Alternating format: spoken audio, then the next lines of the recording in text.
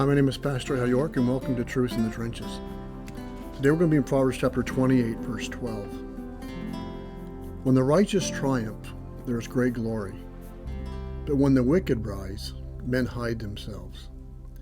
Verse 28 of that same chapter says, When the wicked rise, men hide themselves, but when they perish, the righteous increase.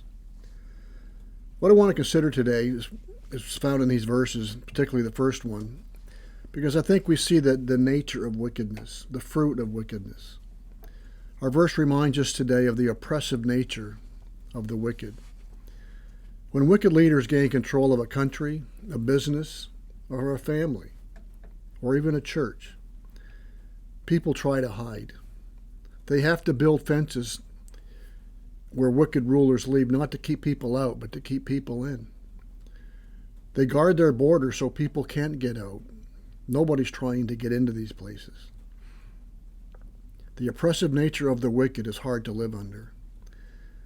And there are a variety of reasons. We'll go through what some of the Proverbs tells us about some of them.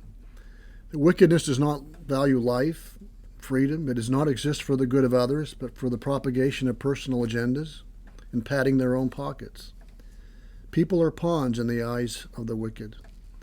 The wicked use people. They steal, they lie, they are violent, they can't be trusted. That's just the nature of wickedness. And consequently, those around them seek to hide from them. This is what they bring to everything they touch, every relationship they enter, every position they hold. How many children and wives, for example, have had to seek refuge from such a person? Maybe they did not hide physically, but certainly emotionally they hid and shut down. When the wicked rise, the people do not rejoice. They run and hide. Why? Listen to these verses from Proverbs. Maybe we'll get some kind of an idea. Proverbs 4:19, the way of the wicked is like deep darkness. They do not know over what they stumble. 6:12, a worthless person, a wicked person, goes about with crooked speech. 9:7, he who reproves a wicked man incurs injury. 10:7, but the name of the wicked will rot.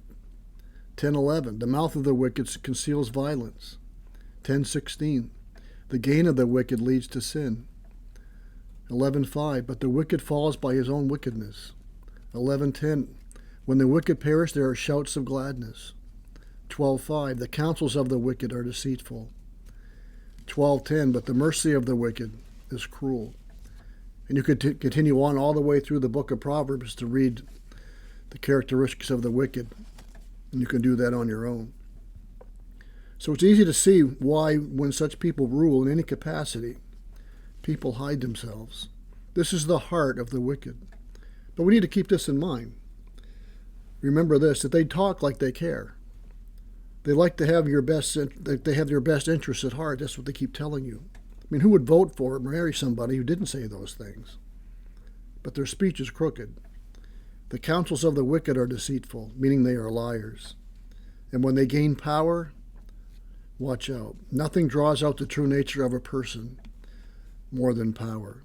As the saying goes, power corrupts, and absolute power corrupts absolutely. And that's when wickedness rears its greatest fears and its greatest threat, when they have absolute power. And we don't have to look around very far in our world to see examples of that. But how much more so when a culture takes on the nature of wickedness, that no one is safe. It's everyone for themselves, everybody doing what is right in their own eyes. This wickedness will show its true colors in full force when the Antichrist rules during the 7-year tribulation. It will all start with promises of peace, but it will not last. The violence and the oppression that will be unleashed in that period will be unprecedented, especially against the righteous. But sadly, men would rather live with wickedness than righteousness. Men love darkness rather than light, John says. But let's talk about the righteous for a minute. When the righteous triumph, there's great glory, there's great joy. Blessings are on the head of the righteous. The mouth of the righteous is a well of life. The labor of righteous leads to life. The tongue of the righteous is choice silver. The righteous has an everlasting foundation.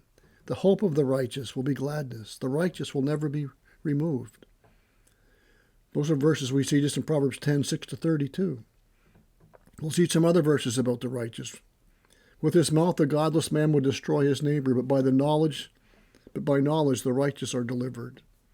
11:10, when it goes well with the righteous, the city rejoices, and when the wicked perish, there are shouts of gladness. 13:5, the righteous hates falsehood, but the wicked bring shame and disgrace. 15:6, in the house of the righteous there is much treasure, but trouble befalls the income of the wicked. 17:15, he who justifies the wicked and he who condemns the righteous are both alike an abomination to the Lord. In 18:5, it is not good to be partial to the wicked or to deprive the righteous of justice. The difference between the righteous and the wicked is infinitely wide. They do not walk side by side with minor differences cropping up now and then. It's the difference between light and darkness, life and death.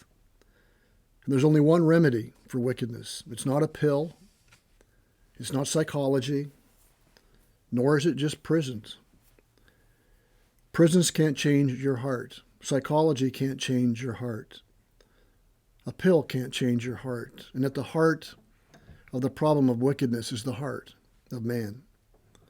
Wickedness is bound up in the heart. And the only thing that can change the heart is the gospel of Jesus Christ. We need to be saved from the wrath of a holy God. We need to be saved from our sin. Christ died for our sins according to the Scriptures and was buried and rose again according to the Scriptures. Christ is man's only hope. We have all sinned and fallen short of the glory of God. Chapter 28, verse 1 says, the wicked flee when no one pursues, but you will never escape or outrun the judgment of God. The only hope for the wicked, the only hope for all of us, is to run from God, but to run to him. And say, God, be merciful to me, the sinner. One day there will be an end to wickedness and the wicked, and they will be cast into the lake of fire for eternity. But the light of the righteous gets brighter and brighter until that great day when we are with him, with Christ forever in heaven, that place he's prepared for us. One day there will be no need to hide, for righteousness and peace will reign when Christ sits on his throne. And that day is coming, and we should rejoice in that day. So remember, when the righteous triumph, there's great glory. But when the wicked rise, men hide themselves. May this truth guide us and guard us in the trenches of life as we seek to live our lives for the glory of God and the good of others. May God bless.